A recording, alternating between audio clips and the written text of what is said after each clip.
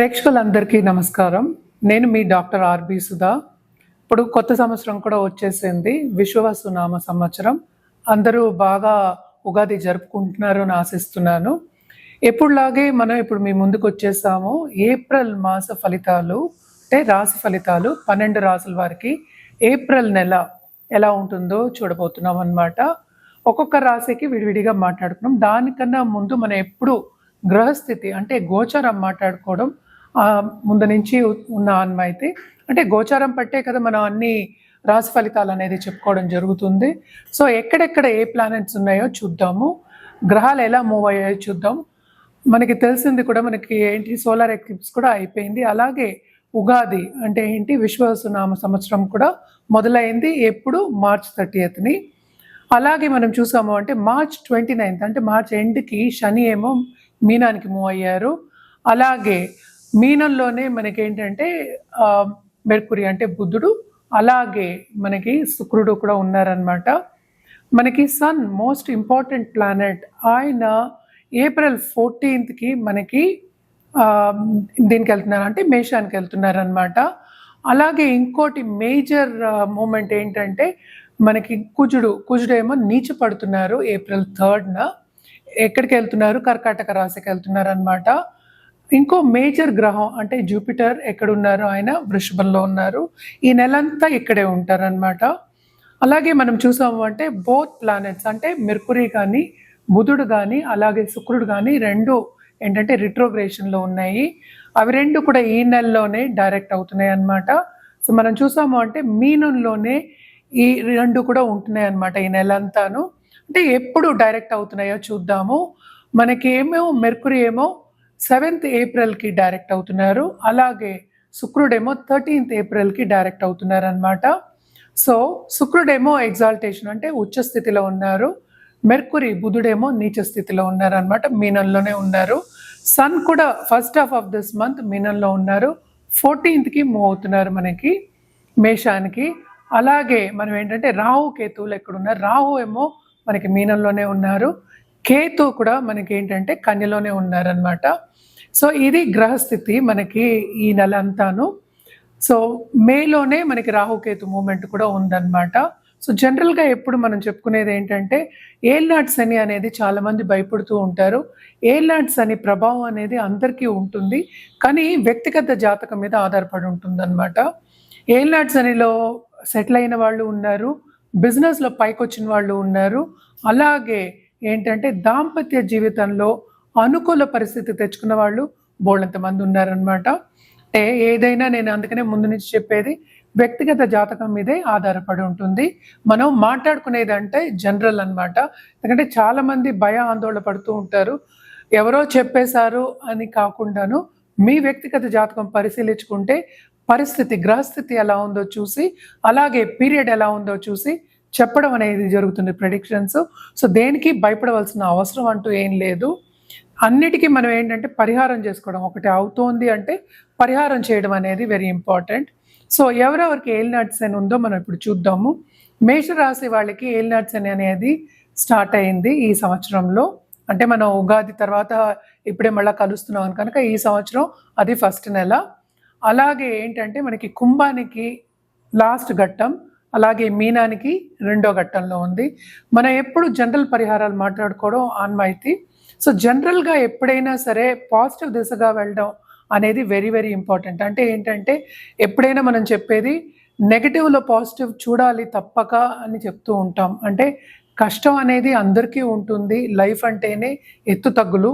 So ఎప్పుడు కష్టం వచ్చింది అని కుంగిపోకుండా ముందుకు సాగడమే లైఫ్ అన్నమాట. సో దానికి పరిహారాలు అనేవి బాగా హెల్ప్ చేస్తాయి. సో జనరల్ పరిహారాలు ఎప్పటికైనా మనం చెప్పేది ఏంటంటే నవగ్రహ స్తోత్రాలు చదువుకోమంటాం. అలాగే నవగ్రహ జపం కానీ లేకపోతే హోమం కానీ చేయడం అనేది ఉత్తమం అన్నమాట. అది లేని పక్షాన్ని, ఎందుకంటే ఇప్పుడు మోస్ట్ ఇంపార్టెంట్ మళ్ళా మనకి రాహు మూమెంటు కేతు మూమెంటు మనకి మేలో జరగబోతోంది.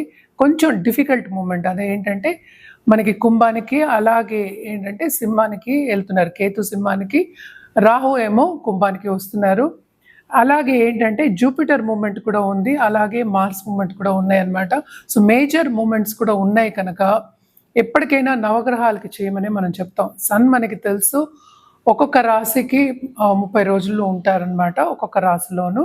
అలాగే మనం చూసాము అంటే ఇప్పుడు బుధుడు అలాగే శుక్రుడు మూమెంట్స్ కూడా మనకి నెక్స్ట్ మంత్ ఉన్నాయి. సో మేజర్ గ్రహాలన్నీ మూవ్ అవుతున్నాయి కనుక తప్పక జనరల్గా నవగ్రహాలకి చేసుకోమని చెప్పడం అనేది జరుగుతోంది.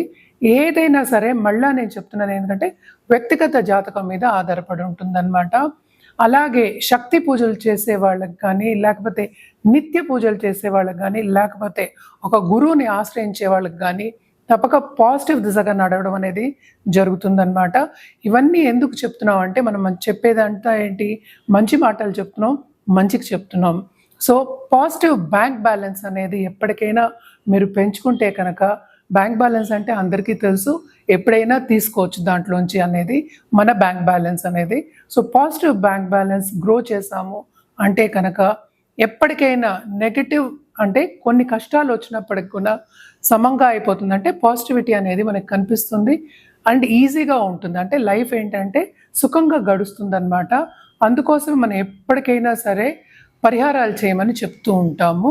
సో నెక్స్ట్ మనం ఇప్పుడు మాట్లాడుకోబోయేది ద్వాదశ రాశుల గురించి.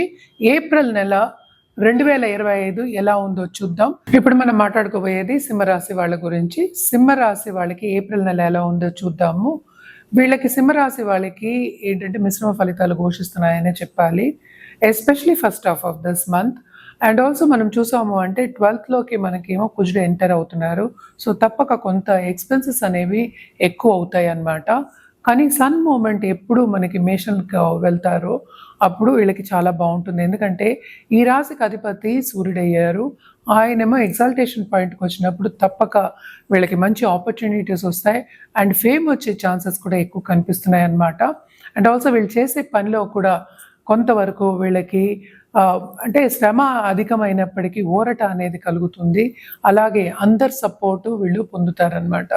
First half of this month మనం చూసాము అంటే సో 8th హౌస్ మనం చూసాము అంటే అష్టమ శని కూడా ఉందన్నమాట. 8th హౌస్లో అన్ని ప్లానెట్స్ ఉన్నాయి. అండ్ ఆల్సో మనం చూసాము అంటే మెర్కురీ అండ్ ఆల్సో అలాగే వీనస్ కూడా రిట్రోగ్రేషన్లో ఉన్నారనమాట, వక్రిచున్నారు.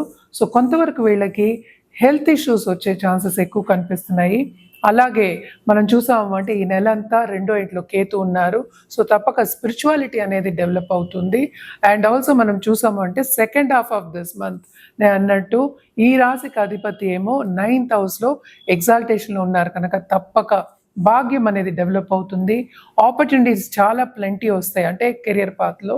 అండ్ ఆల్సో ఎవరైనా ఇప్పుడు మనకి పొలిటికల్ కెరియర్ కావాలి, పాలిటీషియన్ అవ్వాలి, పాలిటిక్స్లో ఉన్న వాళ్ళకి కానీ ఇప్పుడు శ్రమ పడే వాళ్ళకి కానీ తప్పక ఆ టైంలో కొంతవరకు మంచి రిజల్ట్స్, గుడ్ రిజల్ట్స్ అనేవి కనిపిస్తూ ఉంటాయి. అండ్ ఆల్సో నేను ఇందాక చెప్పినట్టు మార్స్ కుజుడేమో 12వ ఇంటికి మూవ్ అవుతున్నారు కనుక ఖర్చులు అనేవి చాలా అధికం ఉంటాయి. ఎస్పెషలీ ఏంటంటే వీళ్ళకి హెల్త్ రీత్యా ఖర్చు పెట్టడం కొంచెం అధికం ఉంటుంది. అలాగే మనం చూసాము అంటే లాంగ్ డిస్టెన్స్ ట్రావెల్ వచ్చే ఛాన్సెస్ ఎక్కువ కనిపిస్తున్నాయి అన్నమాట. షార్ట్ డిస్టెన్స్ కూడా ఉంది, మనం మాట్లాడుకునేది ఈ నెల వరకే. కానీ ట్రావెలింగ్లో కూడా కొంతవరకు శ్రమపడే ఒక యోగం కింద చెప్పుకోవాలన్నమాట. హెల్త్ మాత్రం కొంతవరకు సెన్సిటివ్ అయ్యే ఛాన్సెస్ ఎక్కువ కనిపిస్తున్నాయి, especially first half of this month.